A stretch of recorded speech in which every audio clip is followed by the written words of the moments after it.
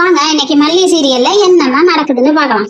மல்லி பயங்கரமான குழப்பத்துல இருக்காங்க. நம்மளுக்கு ஏன் இதெல்லாம் நடக்குது, யாரு கொலை பண்ணா, ஏன் நம்மள மாட்டி விட்டாங்க, விஜய் எதுக்கு போய் ஜெயில ஒத்துக்கிட்டு போய் இருக்கணும், உண்மையான குற்றவாளிய கண்டுபிடிச்சு எப்படி விஜய காப்பாத்துறது அப்படின்னு சொல்லி திங்க் பண்ணிட்டு இருக்காங்க.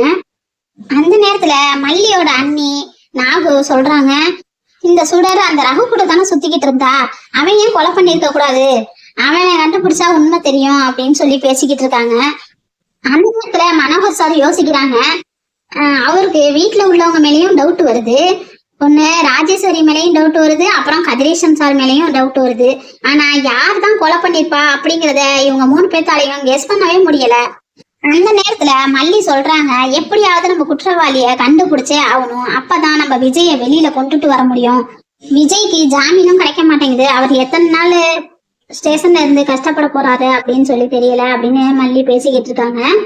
இன்னொரு பக்கம் இன்ஸ்பெக்டர் விஜய கூட்டிக்கிட்டு அந்த மர்டர் நடந்த இடத்துக்கு கூட்டிட்டு போறாங்க.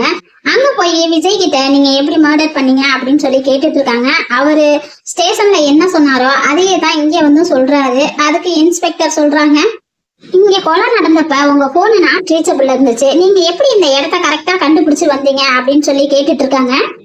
அதுக்கு விஜய் என்ன பதில் சொல்ல போறாரு, அதை வச்சு விஜய் கொலை பண்ணலன்னு அந்த இன்ஸ்பெக்டர் மேடம் கண்டுபிடிச்சிருவாங்களா இல்லையா அப்படிங்கறத அடுத்து வரப்போற எபிசோட பார்த்து தெரிஞ்சுக்கலாம். தேங்க்யூ.